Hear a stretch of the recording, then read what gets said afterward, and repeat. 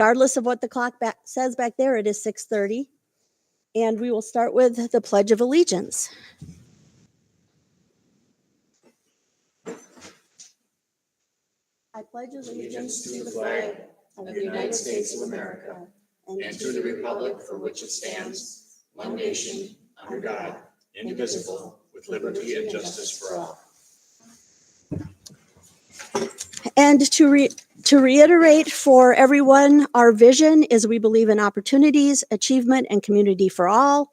Our mission is that the school district of Milton, in partnership with the community, prepares our students for achievement and lifetime readiness by providing opportunities for all. And with that, I would entertain a motion to approve tonight's agenda. So moved. Second. So a motion from John, a second from Rick. Any questions, comments? All those in favor, please say aye. Aye. Aye. Opposed, same sign. Motion carries. Would entertain a motion for the vouchers. I move to approve the minutes for the regular meeting. Oh, I'm sorry. Sorry, Sorry, I skipped the minutes. Yes, for the minutes. Appreciate that. I'll move to approve the minutes for the regular meeting held on November 24th, 2025 as presented. Second. A motion from Tracy, a second from Rick. Any questions on the minutes? All those in favor, please say aye. Aye. Opposed, same sign. Motion carries. Now we'll do actions on the vouchers.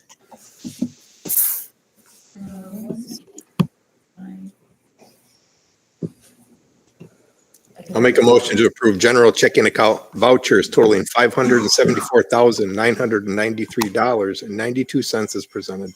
I'll second. So motion from Rick, a second from Tracy. All those in favor, please say aye. Aye. Opposed, same sign. Motion carries. Tonight, our student council report. And just as a note, we have added a microphone for our student council representative. No, you'll still go up there to do your report while you're walking up. Because we encourage our student council members to participate in our meetings, to be able to ask questions and make comments. So we have added a microphone for them. Hi, board members. I want to talk about some things coming up at the high school. First, next week we have a holiday week with some fun activities during passing time along with dress-up days. Student council is focused on making sure everyone who celebrates the holiday feels included next week. This Wednesday, the 4th, athletes from the high school are going up to Stevens Point to participate and learn at the WIAA Leadership Summit. We'll also have our winter week coming up in February, focusing on inclusion. During this, we will have the Special Olympics during the PEP assembly. FBLA is having a book drive from the 2nd to the 16th, which will be donating books to the Janesville Homeless Center. And Interact Club is also selling candy grams as we come up on Christmas break. That's all I have for you. Is there any questions?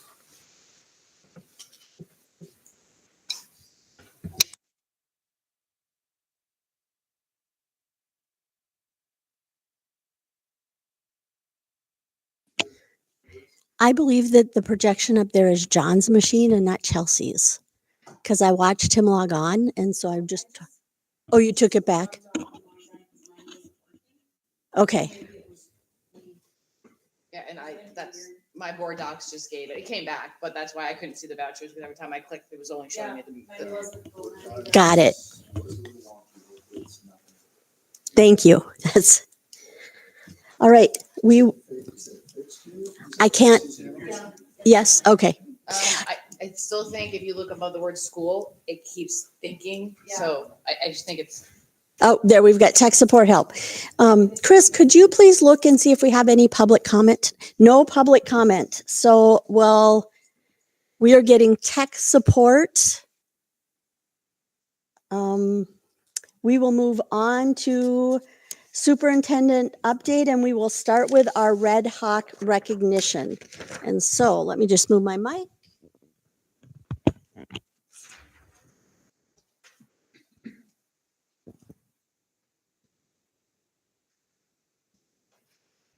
So tonight we are going to recognize the Milton Meals Matter.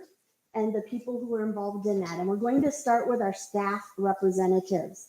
So would Sherry Rattenberg please step up? Amber Gregory, social worker. Julie Musgrove, our director of instruction. Whitney Weiss, Sarah Brechtel, Caitlin Lundeen, and Carrie Kleba. Our Milton High School Student Council representatives, Sydney Grady, Brinley Turkendorf, Macy Falkovich, Amaya Loper, and Macy Nelson. So I'm gonna read I'm gonna read just a little bit to help with this recognition. In only 9 days, these dedicated staff members inspired a movement that brought Milton together. Their support of our students led to over 12,000 grocery items collected, 71 families served, 196 children fed during a time of resource insecurity, and a renewed sense of community pride. Milton Meals Matter showed everyone just what makes this community so special. One of the guiding beliefs of the Milton High School Student Council is their responsibility to show up for others. When district leaders went to their meeting on October 30th asking for help and ideas to support their classmate and community, these students sprang into action. Their sincere concern and desire to help was immediate. Within an hour, Milton Meals Matter was coined, and within just 9 days, these student leaders spread the word, rallied their peers, and showed up when they were needed most. Hopping on buses to collect food in the cold and snow, counting hundreds of cans of soup, and unloading bags of groceries. Side by side with their administrators, teachers, coaches, neighbors, and friends, they helped galvanize a remarkable community effort. And I would just add that this is now something that's going to help our community through the winter break. Our little free libraries are being turned into little free food pantries, and donations to those programs can be dropped off at the schools. And so something to help during limited resources is continuing to help our families through this winter break. So thank you all very much. And here for someone in the middle, hold for the students.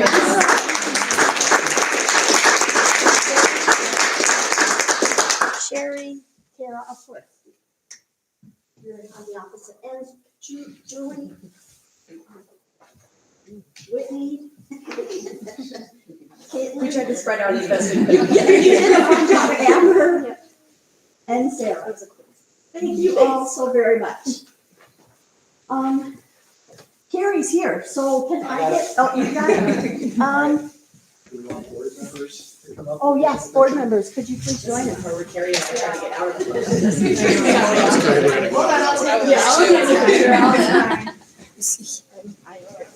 You might be worse. Let's see. Will this work, or are we too? Ready?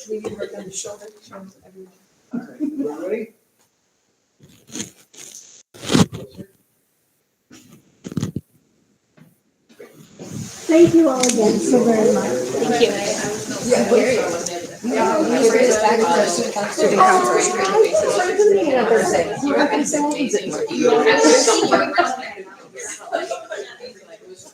Thank you for the social media. I was able to follow it online. I feel like I was a part of it. Students and staff and families that are here for recognition, you're welcome to stay for the rest of the work meeting, but you're also welcome to.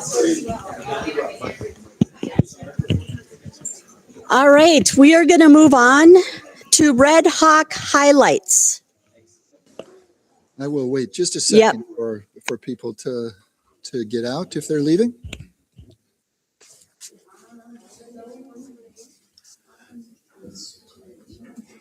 The first thing that I want to highlight is that we are in winter concert season right now, this week and next week. Some different concerts that are coming up. Our 6th through 8th grade choir will be performing on December 9th at 7 p.m. Our high school choir is on December 11th, also at 7 p.m. Our 6th and 7th grade band concert is December 16th at 7 p.m. And our 8th grade through 12th grade bands perform December 17th at 7 p.m. So a lot of fun opportunities to hear some Milton Red Hawk musicians performing.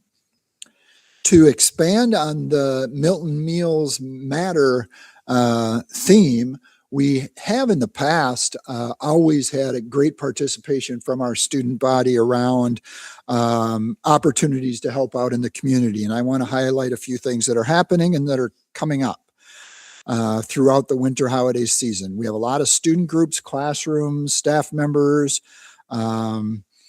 and schools that adopt families through the Milton Area Chamber of Commerce Shining Star program. So thank you to all of those groups and staff members and classrooms that participate in that. They shop for and provide gifts for families in need of extra support during the holiday season through that program. There also are food drives happening right now supporting the Milton Food Pantry, including the National Honor Society Turkey Trot. Middle school and Northside student councils have and continue to do some food drives. Harmony Parents Group, the Milton West Macy Parade that took place over the Thanksgiving break, and upcoming East Eats partnership with the East Parents Group to provide groceries for families over break. Northside students also have made and are continuing to make blankets for local veterans and youth experiencing homelessness. So a big thank you to all of our students, staff, families that are involved in all those different opportunities to help community members in need. One sports highlight, it's happening tonight, but our Milton Boys hockey team has their first ever game at the Woodman Center, which is our new home ice arena. The team is off to a strong start, recently defeating Beaver Dam for the first time in 10 years. And we're looking forward to the season on our new home ice. And then the last is something that we found out today. Red Hawk Media Group at the high school applied for an opportunity to be the official videographers of the Wisconsin Association of School Boards conference. Every year, groups that do that type of thing from school districts across the state apply. And we found out today that our Red Hawk Media and advisor Garrett Quant were selected to be the official videographers. So in addition to board members and some administrators that will be at the School Board Association conference in January, we also will have a group of 5 to 7 students and their advisor who will be roaming around the area, videotaping and then putting together a videotape from their videos for WASB to use to promote the conference. So congratulations, and we're looking forward to seeing that work from our Red Hawk Media team. That's very exciting. Thank you so much. And when you hear all the things our students are doing, our staff are doing, it's like the best part of the meeting. We're going to move on to the Finance Committee report. Tracy. Thank you, Annette. The Finance Committee, I'll wait. I'll have a little patience for Stephen and Jeremy to come forward.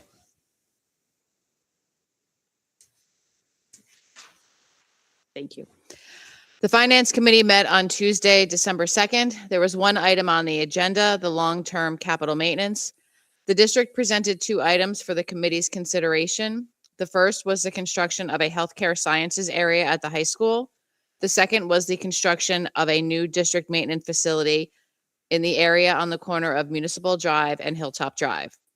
The committee appreciates the comprehensive presentations that were prepared and the time and effort spent on the materials, but due to the size and scope of the projects is delaying its recommendation at this time so the entire board can be engaged in the conversation.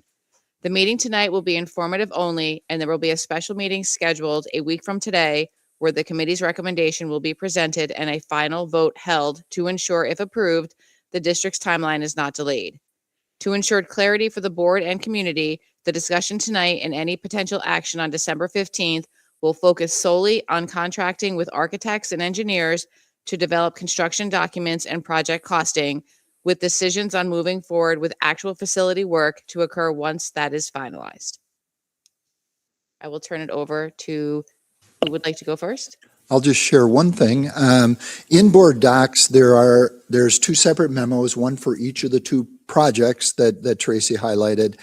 And Jeremy and Stephen and Ross are available if there are any questions, but they can also share maybe some key highlights from each of the projects.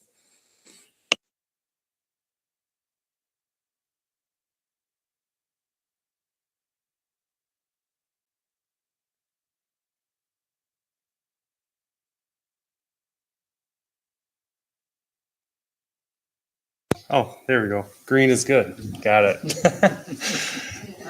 Anyway, just to kind of recap what the new information was that we presented last Tuesday was, a little bit more specific information about what the project details were. And as Tracy highlighted, the district maintenance shop proposed location was highlighted to be at the corner of Hilltop and Municipal Drive. We also unveiled what the potential cost of that project would be per the schematic design documents that were priced out by a couple of our construction manager partners, with a potential overall cost of that project being about $1.95 million. And the healthcare sciences project that Jeremy has talked about, the programming of that and the need driven by that project potentially being about $970,000. Project timeline, the healthcare sciences project is slightly ahead of where the district maintenance project is currently. So if we were to proceed with the architect and engineering services to get those projects through construction documents and the bidding phase, we could potentially be back here for approval of a construction contract on the healthcare sciences project sometime in March, for potential construction in beginning in June, for it to be substantially complete and ready for use by the start of the school year in 26-27. And for the district maintenance facility, we would be back potentially maybe a month or so later than that, just based on the timing for developing that project through construction documents in the bid phase for potential start of construction on that facility, should we choose to move forward in the fall of 26 for potential, moving into that sometime in early of 2027. So that was really the new information provided. Stephen, while you're there and before Jeremy comes up and shares some of the information about the academic side of the healthcare sciences facility upgrades, in the memo, it has some details about the change in size of our district and gets into some of the reasons for the need for additional space for a maintenance facility. Can you speak to that a little bit? Sure. Just to highlight what our current district maintenance facility is, it's the 5,000 square foot building just to the west of the high school, kind of by the greenhouse area. That building was constructed in 1979. And as highlighted in the memo, the district was about half the size, actually less than half the size of what we currently are today. And, we currently work out of that same facility, just like they did back in 1979. Some of the main constraints that we have out there is, our operations have expanded quite significantly since that time.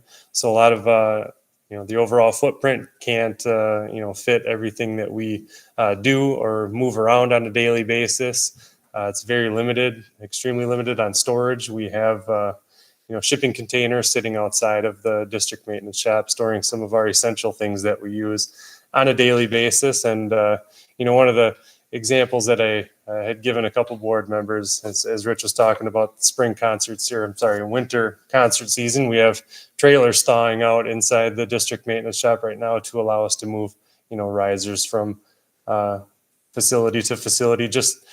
I give that as kind of an example of, how we have made do with what we currently have in the district. That's something that we do quite regularly, just to make sure that we can, keep what we do as a district maintenance team going to support everything that does go on in the buildings, all the things that, we do to support teachers and students across the district. And, I always like to use that example as a relevant one for, what we do to keep things going and not notice that we're, needing space out there. So. And as far as the healthcare sciences, I guess I'm here to speak and answer questions more about the programming. I've shared on a couple of occasions the growth of healthcare sciences, and I'll reiterate that. I do want to just share too that, as we have grown that aspect of our curriculum, we currently teach CNA EMT classes downstairs in a room that was not the intention. Actually, it was the original art room of the high school in 1965, but it's a space that's downstairs that, we are making that work. The new facility would allow us to extend that being part of the STEM wing. It would also just increase access and visibility to the rest of the student body. But more than that, it would have up-to-date and real-life experience with regards to what the bed stations would be, and the information that we shared out. There'll be 4 bed stations for our CNA classes and potential other nursing certification classes that would have a mock hospital wall next to each bed. We'd have the ability to have a large class space, a simulation lab, and both our EMT and CNA classes would be able to utilize that. That's something that is similar to what's they would walk into a program at Blackhawk Tech or UROC. University of Wisconsin-Whitewater at Rock County. It would also have a phlebotomy lab, the ability to extend relationship with the community, with a healthcare partner to provide that certification. The space we would have would also be very versatile for future use as well. So while I've shared the expansion of that program, we continue to see more students who want to go into that. This would allow us to expand that growth. There's one more thing that I'd like to share before we see what questions board members have. Stephen talked about the overall cost if we move forward with the projects, and shared at the committee meeting that the cost for the architect and engineer fees are 8.5% over that overall cost. We'll be looking for board action on moving forward with the architect and engineering fees at the board meeting a week from today, at the special board meeting on December 15th. But I do want to highlight that we have funds available in our Fund 46. We've been putting funds into Fund 46 for exactly this type of reason, and we would be able to move forward with both of these projects without an impact on our current budget or without asking the taxpayers for additional revenue to pay for them. Can you talk a little bit about Fund 46 and what it specifically can be used for in the district? Ross will share that out with folks. Sure. So as Rich mentioned, we've had a Fund 46 established in this district since April of 2020. And the way Fund 46 works in the state of Wisconsin is you're required to have a 5-year waiting period before you can access any money you put into this fund, which has the effect of being a trust for specific capital maintenance projects. Districts are also required to have a long-term capital maintenance plan, of which we have a 5 and now a 10-year version of moving forward. Stephen has been diligent the last many years to get many of those projects prioritized, one of which the the building services site we're looking at here is a project that's been on the list for quite a long time. And from what I understand, prior to my being here, was even part of our original referendum discussions for the capital referendum. Anything on the capital maintenance list can be a legitimate use of Fund 46. And as Rich mentioned, that's exactly what this fund is for. It's for the district to find the ability to self-fund some of these larger scale projects that may not fit into an operating budget, as many districts cannot come up with that kind of money in a given operating budget in a given year. All contributions to Fund 46 are expensed in the year they're contributed. So for the past 5 years, the money we've been putting in there has been part of our operating budget. And now the money is sitting aside in this trust for specific capital maintenance projects on that plan. Thank you. I'm opening it up to the board. Any questions, comments? I just have one quick comment. I had the opportunity to go up and Stephen showed me around last week, and I would encourage everyone to try and get up there. Quite frankly, it's worse than I thought it was. The maintenance shop I'm talking about. It's cramped. I wouldn't call what you're working in an office. I know we had that discussion at the committee meeting, and Yes.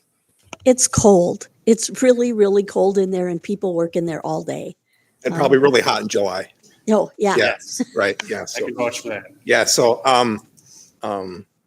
I would just encourage everyone to get in touch with Stephen and, he'd be happy to show you around, so. Definitely. So I did actually get a chance on on Friday afternoon to both tour the high school area and to the district maintenance shed. And again, was quite surprised by what I saw. It makes a difference when you see it in person. And then the opportunity for the healthcare science area where they are now to where they could be. One thing I just think you could highlight for the board is we spoke when we were in the shed, in the facility, not in the maintenance area, the other part about the ability for the district to order larger quantities to possibly save. So having a positive financial impact. Can you just kind of elaborate on a few things we spoke on? I think salt was one of them. Yeah, definitely. So one of the goals or objectives of the new facility would be, to further expand what we do for like our district receiving and storage purposes. So we're talking about, some of the bulk materials that we do order currently. And like one of the most relevant ones we were looking at on Friday was, our inability to take like a full semi-load of ice melt is just an example. So we have to take, partial semis and take smaller shipments, which quite significantly increase like the cost per bag that we pay for.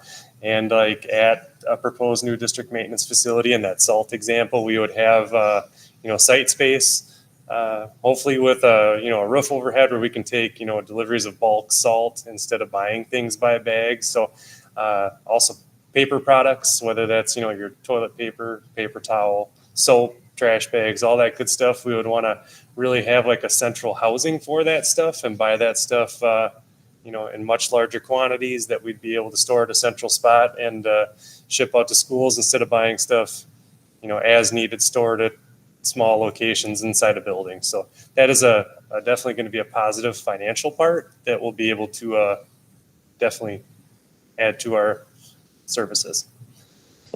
Thank you. Appreciate it. If there are no other questions, I will just reiterate that this item, we will move forward with a vote at our next board meeting. So thank you all. And again, good. reach out if you'd like a tour or more information. Thank you. Next, we'll move on to the governance committee. Thank you, everybody. In Board Docs, there is a memo for all of you to review. I will give you the 10,000-foot view of it and kind of go over it without reading it word for word. But on December 3rd, the governance committee met to take our first try at reviewing the Wisconsin Association of School Boards Delegate Assembly Resolution Packet, which means WASB is in favor of things or not in favor of things, and there are resolutions that come forward that say we would like you to be in favor of X or not be in favor of X, and you get to vote on those at the school board convention coming up in January. So it's a tight turnaround. So we did take a look at it, and the packet is broken into two sections: resolutions that are being brought forward by board members that have been approved by the committee, and then resolutions that were turned down. So we quickly decided as a committee we were not going to spend time on the ones that were turned down, although it's important to know that those can actually come up for a vote if 75% of the delegate decide that they want to, reissue that or stand behind that resolution. We decided that that's, very unpredictable and unlikely to happen, and we couldn't possibly get an opinion on that. So if that does happen in the delegate assembly meeting, we simply will abstain from voting for those. And then we went through the 12 different resolutions that are currently in the packet, and as a group, we've decided that we would be in favor of resolutions 1, 4, 5, 6, 7, 8, 9, and 12. We are, as a group, we are not in favor of resolution 3, and we are working with the admin team on where we stand on resolutions 2, 10, and 11. And I want to thank the admin team because a lot of this, definitely their perspective is very important. It's not something that the board can just say, oh yeah, we want to do this. We need admin input. So for tonight, you have been given this memo and you've been given the resolution packet for review for the first meeting in January. So you have time to review them. Rich and I are going to be working on a summary of the ones that we're bringing forward and the ones that we're not bringing forward, and then just a quick brief why. Nothing real heavy, but if you have questions or have feedback on the process, we really appreciate it because we hope to make this better every year. So with that, I will pause and take questions. Okay. Thank you, Ed. Next, we're going to move on to the Human Resources Committee report. Rick? Okay, thank you. The HR committee met last week on December 3rd. First item on the agenda was the 2025-26 Benefits Advisory Group update. The Benefits Advisory Group met back on October 29th. Al Yeager from USI joined us at the meeting and spoke to the group. The presentation from the meeting is included in board docs. Some highlights from the meeting include the good news that our medical loss ratio decreased from the previous year from 106.64% to 102.91%. This is movement in the right direction, but is still higher than the carrier's target range of 88 to 90%. Just a reminder that the medical loss ratio is a ratio of claims paid versus premium collected. Hospital admissions also dropped along with ER and urgent care use. The claims for behavioral health, however, did increase by 64.1%. We also had a discussion regarding the wellness incentive. 88.6% of benefit eligible staff completed a preventive visit this past year compared to 77.25 the previous year. So thanks to the staff who have been doing this. Just a reminder that the wellness incentive provides $200 for single coverage and $400 for family coverage to those staff who complete these visits. We also had a discussion regarding the potential of requiring spouses to complete the wellness visit to receive the incentive. We also discussed that Dean will extend a 9.9% rate cap for the next year if the medical loss ratio is below 103% and if 70% of district employees enrolled have a preventive exam. Chris, did you have anything you wanted to add to that? Okay, any questions from anyone? Okay, the next item on the agenda is the 2025-26 insurance benefits review and discussion. The committee looked at some data and had a discussion about our current status and decisions that will need to be made prior to the next fiscal year. Presentation from this topic is also in board docs. We have seen a move over the past 3 years of more staff enrolling in the health savings account plan.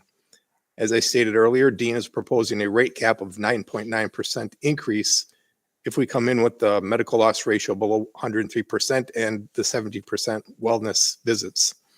This means that we are looking at a best case scenario of a 9.9% increase, which equates to around $500,000. This is a third year in a row facing an increase like this. As these insurance costs continue to increase at this rate, it will affect our ability to spend funds on other areas such as educational programming, compensation, technology, and everything else that we spend our funds on. Because of this, the administration and committee will be looking at potential approaches to help control costs. Examples that we will be looking at for this coming year include capping the district contribution at 85% of the lower cost option and separating out the HRA and HSA risk pools. There are some more options listed in the presentation handout that may be looked at in future years. Please keep in mind that each option will have pros and cons. Some will control costs more than others, and some may or may not be suitable options for our district. The next steps in this process will be to have multiple committee and benefits advisory group meetings in January and February with the goal to bring a recommendation of any changes to the board at the first meeting in March.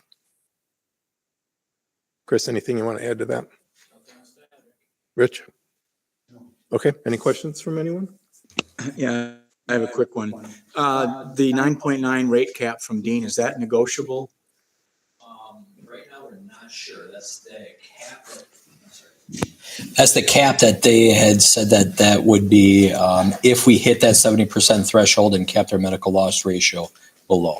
So as it stands right now, if our medical loss ratio is higher than 103, it will not be negotiable. Do we have to hit both benchmarks? It looks like the wellness participation is well above 70. So does that mitigate some of the whatever percentage we land on for the loss? It will not. They have to meet both benchmarks to be able to get that 9.9. And if we come significantly lower than that 103 medical loss ratio, there may be some room for some negotiations, but that would be done by USI on our behalf. Okay. Any other questions? All right, and that's all I have. Thank you. Thank you very much. We are going to move on to new business, 26-27 school year calendar. Yes, before we look at the calendar, I want to talk through the process that we use to put together a calendar for the upcoming school year. We always start in around early November with a goal of having it finalized before winter break. And that allows families and staff to, if they're visiting or out traveling with families during winter break, they can start making plans for next year's, not only winter break, but other breaks throughout the year and travel time. And we start that process by identifying what are the parameters that need to be in place in the calendar. The board has approved 175.5 instructional days for next year, so we build that in to the calendar. That 0.5 portion of that day is finished out on the last day of school. We have students for the first half of the day, and then our staff gets the second half of the day to finalize grades and get things put away for the summer. And if they're teaching summer school, to even start doing some planning for summer school. And we also fit those days within the teacher contracted days of 190 total days. And of those 190 total days, as I mentioned, 175.5 total instructional days, a half day on the last day of school.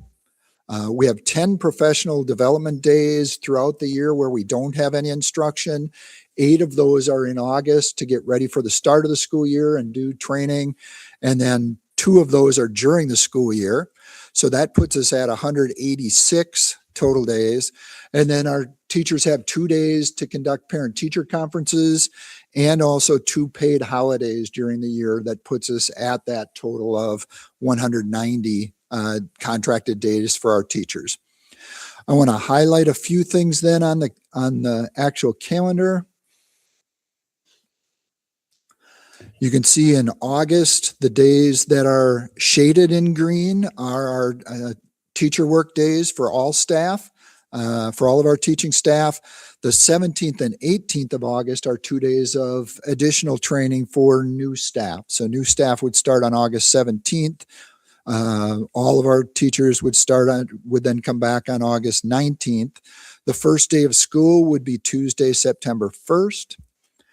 And then one thing that we talked about quite a bit is what to build into the calendar over Thanksgiving break. And we actually had 2 different drafts put together, one as listed where there's a professional development day on Monday, November 23rd, and then and that's a virtual instruction day, and then there's no instruction the rest of that week. And the other had instruction, on-site instruction on both the Monday and Tuesday of November 23rd and 24th. And I'll circle back to those different options here in a minute. In December, you can see school through December 22nd, but then off and returning from winter break on Monday, January 4th. The green you can see on January 18th is a professional development day with no students on that day. In February, another professional development day that is a virtual learning day.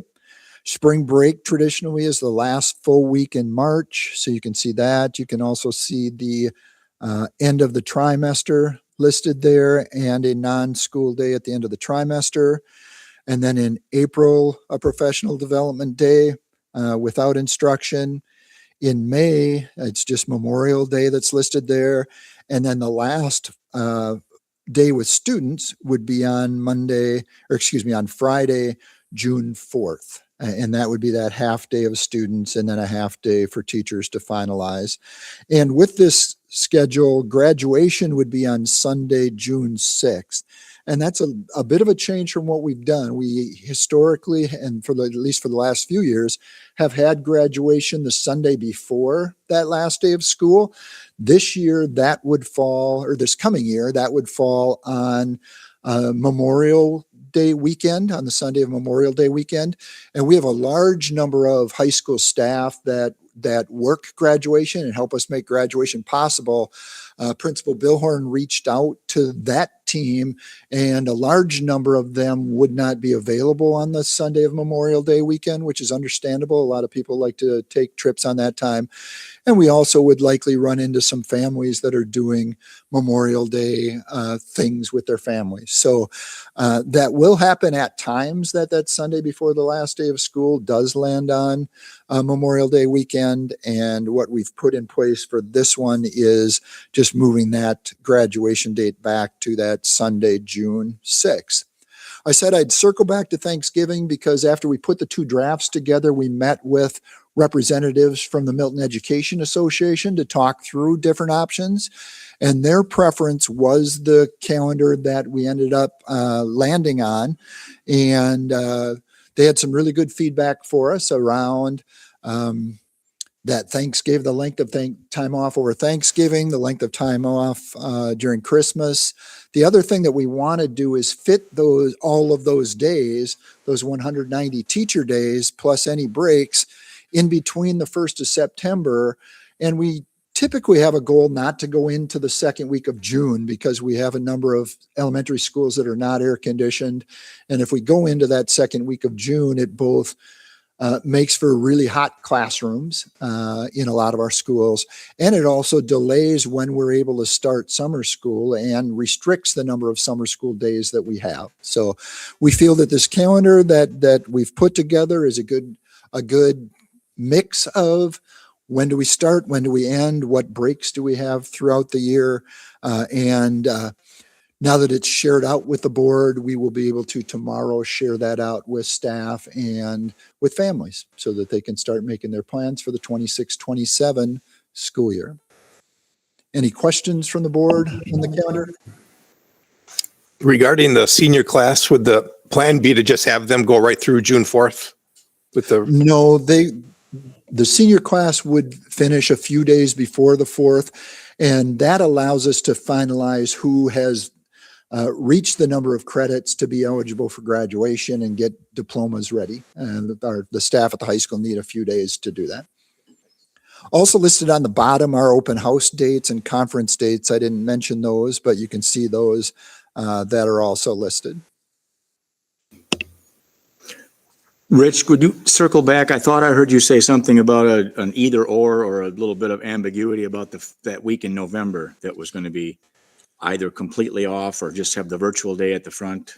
Yeah, I can speak more to that. When we met with the Milton Education Association, we brought two different drafts for that conversation because we wanted to get feedback from them on a few different things, but particularly around that break over Thanksgiving. So the either or were the two drafts that we presented when we had our conversation with the MEA staff.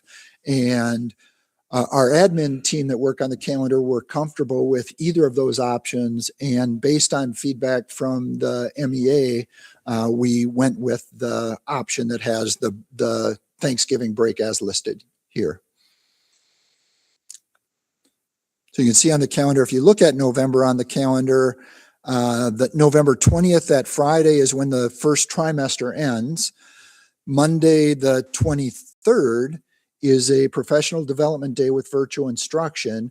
And we utilize that day as a half day of, for the secondary staff, a half day of professional development and a half day of time for them to do trimester grades and to prepare for coursework that's going to start, new coursework that's going to start on that first day back after Thanksgiving with the second trimester.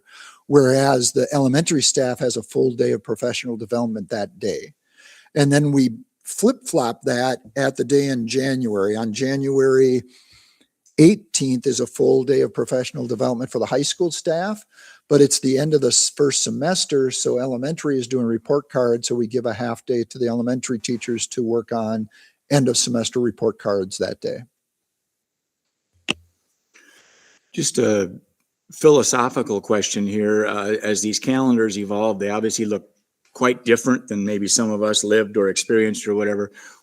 Is the spring break week tied at all to Easter, or are we just targeting the last week of March? Our tradition lately has been to tie it into that last full week of March. That allows us to plan for scheduling athletic activities and any sometimes we have some student trips that take place. So if we have that consistent time year after year, it makes that scheduling easier. It just, this coming year, it would be in March of 2027. It just happens that Good Friday falls on that March 26th. So it would correspond with Good Friday, and then the weekend after spring break, immediately following spring break, would be Easter weekend. But the spring break isn't designed to do that. Where I was going with that is, would there be any thought to, if we are fully embraced in the trimester world, and I realize our elementaries aren't there yet, this week break at each of the trimesters looks like it's becoming more and more logical, right? If it lands in November and March, is there any thought to planting those week offs between the tries and getting three distinct academic windows? We've talked about that, and the end of the first trimester works really well around that Thanksgiving week. And it always varies a little bit on the number of days that we can get in from our first day of school through that Thanksgiving break, but it always comes really close to what are the number of days that we would have for the first trimester. We've talked about being, flexible with spring break. And as you can see here, it would mean moving spring break up 2 weeks to match it with the end of the second try. And that would put us right in the middle of a lot of winter sports, state tournaments and tournament time. And that was one of the biggest concerns with the having spring break moved up earlier. And we also look at, what do other districts in our area have for spring break? We have a number of staff, or we have a number of students whose parents work in other school districts around our area, and having that consistency with them sometimes helps families and staff plan their time off. Quick question, Rich. It looks like the first day of the second try is the PD virtual day. How does that work for for high school students that have never met their new teachers, and what will that look like? I think I'll have Jeremy speak to that, because the secondary teams are the ones that would impact the most. Yep. Yeah. So we actually did this, I believe, a year ago, 2 years ago. What it would do in that time, it'd actually be it'd be a lesson where this teacher would introduce themselves. Obviously, they have not met the teacher yet, but there'd be an assignment about looking at the syllabus. There'd be an assignment in that day about looking at some of the course objectives and initial reading. Sometimes a lot of the get to know you activities that they would do that traditional first day of school. So the staff gets to know those individual students. Typically it'd be an assignment like that. Thanks. Yeah. Yeah, Jeremy might want to say. So, John, you jumped. I had the exact same question because I looked at it and said, "What?" So, thank you for that. My other question is, you may want to add a note here, and again, the same question that came out before about the seniors, because it doesn't say I think intuitively the graduation was considered the last day for seniors, and now you have graduation. So, from the family's perspective, what would that date actually look like if you were able to publish it? Because I think it might add more questions and answers We can on note the that. actual Yeah. calendar before it's issued, because you might get a lot of calls. We could do that. I have to take a look at that. We were going to identify what that last day would be, but it'd be a few days beforehand. We could do that. Because I think historically would be when you saw graduation the week before, in theory, the senior. We would. Yes, we could do that. We'll put a last Day for instructional seniors. day for seniors on the calendar before we share it out with families. Thank you. Any other questions on the calendar? All right, we are going to move into an executive session. One more agenda item. Oh, I'm sorry. The Thank approval you of very the- much. I got that from everybody. I appreciate it. Discussion and possible action on the K-12 library plan. And we had a wonderful presentation about that at the last meeting. Yes, and they all are ex-police, so that's why they're Oh. not here tonight. So, if there's any questions, I can try to answer them accordingly. Yeah, they shared out the information at the last meeting, so tonight is taking action on approval of the plan. It's included in the inboard docs, both the plan and their goals are listed there along with a recommended motion. Julie, I do have a question. So at the last meeting, this is the exact same presentation we were presented with last meeting. So, and again, are the goals flexible in a way? For example, it talks about AI. Well, AI is going to change the minute that you commit to a goal. So is it something that's flexible that they can adjust as it can be real time? It's not written to, and again, it's harder to understand the whole thing, but it's not set in stone where. So we have to report it to DPI. So every 3 years, we do have to submit it to DPI, but then we also resubmit every year of updated within the goals of how we've met the goals. So it does get adjusted, and that's why they present every year to give you an update on the progress of the goals. Okay, thank you. Can I get a motion, please, to approve the plan? I'll make a motion to approve the school district of Milton K-12 library plan as presented. I'll second that. A motion from Rick, a second from Jen. Any further questions or comments? All those in favor, please say aye. Aye. Opposed, same sign. Motion carries. Thank you very much. All right, we are going to move into closed session. And two things before I read why. The board is going to move into the conference room, and you all will stay here if you choose to. And we will reconvene in an open session after our meeting. So we are contemplated a closed session pursuant to Wisconsin statute 19.851C, considering employment, promotion, compensation, or performance evaluation data of any public employee over which the governmental body has jurisdiction or exercises responsibility. And in this case, we are going to be discussing a teacher resignation. And I think Rich has a little bit he wants to add to that before we go into closed session. Just that you had shared, Annette, that we'll be returning to open session for the rest of the agenda for all of the different things under miscellaneous. If it's okay with the board, I'd like to have an executive session in addition to the board, myself and Chris Tukendorf and Jen Kramer and Whitney Weiss. So just wanted to let folks know that is our plan, and those folks can help answer any questions that might come up. Are there any concerns about that? All right. So move for the motion. Thank you, Joe. I have a second from Rick. All those in favor, please say aye. Roll call. Thank you. No, I thought we were. I so move to executive session. Is the motion. Okay, I thought you were making a motion about adding people to the meeting. Oh, So, that's a consensus typically. Yeah. okay, thank you. That was my mistake. Yes, roll call. Ed, we'll start with you. Tracy, Yes. Joe, Yes. Annette's a yes. Rick, Yes. Jen? All right, we are in closed session. Can we leave this here?